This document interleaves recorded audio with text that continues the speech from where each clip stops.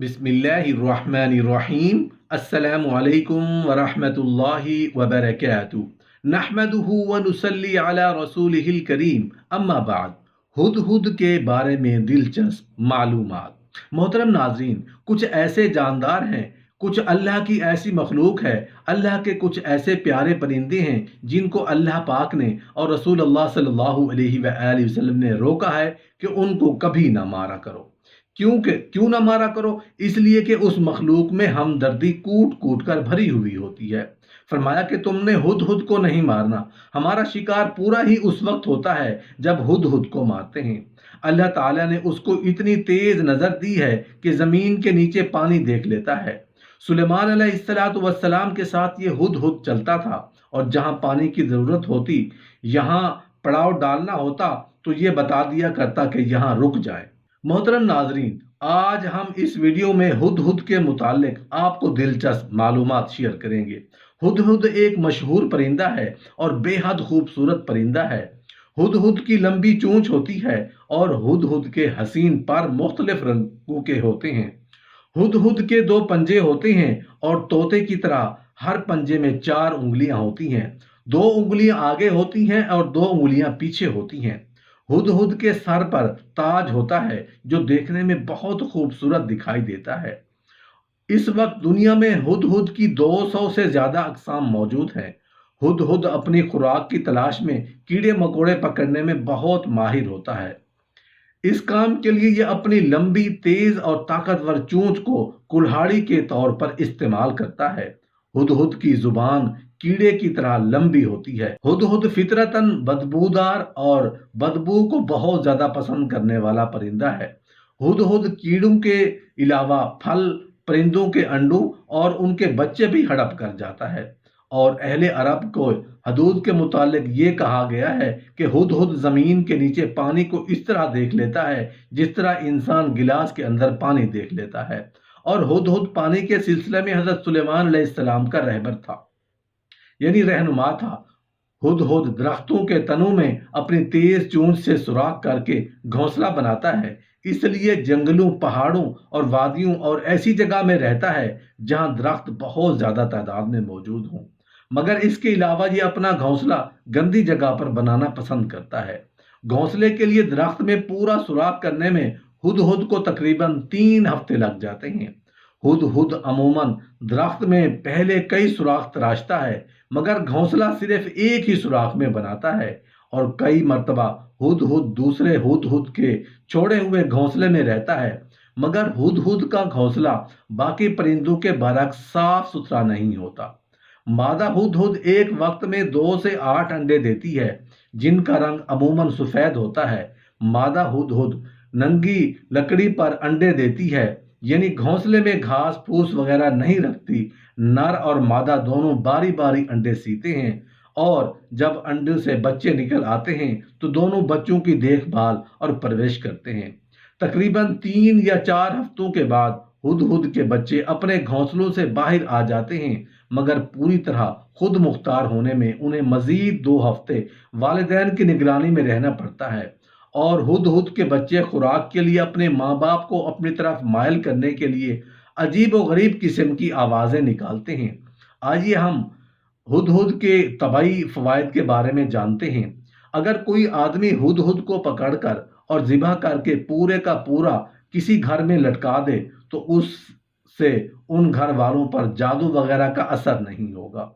और जो शख्स हुदहुद के जबड़े का निचला हिस्सा अपने ऊपर लटकाए, तो लोग उसको बहुत ज्यादा पसंद करेंगे, यानी उस शख्स से मोहब्बत करने लगेंगे। हुदहुद का गोश्त प्लंज वाले मरीज के लिए बहुत मुफीद है। अगर कोई इंसान हुदहुद की दुम लेकर उसमें जरा सा हुदहुद का खून लगाकर किसी फलदार दरख्त के ऊपर लटका दे, तो वो दरख्त फल नहीं उगाएगा। और अगर यही दुम किसी अंडे देने वाली मुर्गी पर लटका दी जाए, तो वो मुर्गी अंडे देना बंद कर देगी। और इसी तरह किसी नक्सीर वाले मरीज पर लटका दी जाए तो उसका खून बंद हो जाएगा। अगर हुदहुद का दिमाग निकालकर आटे में मिलाकर उसे गूंथ लिया जाए और फिर रोटी बनाकर سائے میں خشک کر کے کسی انسان کو کھلا دی جائے اور کھلانے والی یا کھلانے والا یہ کہے کہ اے فلاں بن فلاں، میں نے تجھے ہدہد کھلایا ہے اور تجھے اپنی بات سننے والا اور فرما بردار بنا لیا ہے تاکہ تو میرے پاس حاضر باش رہا کرے، جس طرح حضرت سلیمان علیہ السلام کا ہدہد ان کے پاس حاضر باش رہا کرتا تھا۔ تو اس عمل کے اثر سے کھانے والا کھلانے والے سے بے پناہ محبت کرنے لگے گا۔ ہدہد کا خون گرم ہوتا ہے، اور اگر اس پرندے کے خون کو آنکھ کی سفیدی پر جو بیماری کی وجہ سے ہو گئی ہو ٹپکا لیں تو وہ سفیدی ختم ہو جائے گی۔ اگر کسی احمق انسان یا بیوقوف انسان کو ہدہد کے تاج جو سر کے اوپر ہوتا ہے اس تاج کی دھونی دی جائے تو اس شخص کو بہت زیادہ فائدہ حاصل ہوگا۔ اگر ہدہد کے بائیں بازو کے 3 پر لے کر کسی کے گھر کے دروازے پر 3 دن تک سورج نکلنے سے پہلے کوئی جھاڑ دے اور جھاڑ دینے والا یہ کہے کہ جس طرح اس دروازے سے دھول اور گرد و غبار دور ہو گیا، اسی طرح فلاں بن فلاں اس گھر سے دور ہو جائے، تو اس عمل کے اثر سے وہ شخص جس کا نام لیا گیا ہے وہ مکان چھوڑ کر چلا جائے گا اور کبھی بھی واپس نہیں آئے گا۔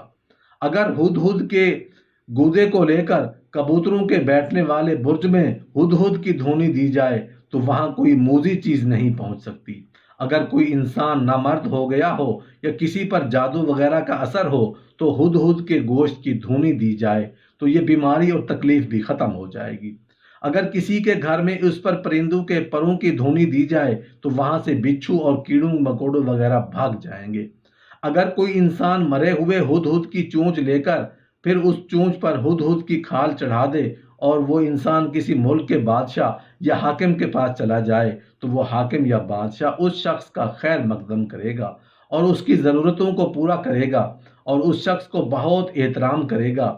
اور اسی طرح یہی چونچ اگر کسی انسان کے پاس رہے گی تو اس انسان کی کوئی غیر چیز مارے نہیں ہوگی۔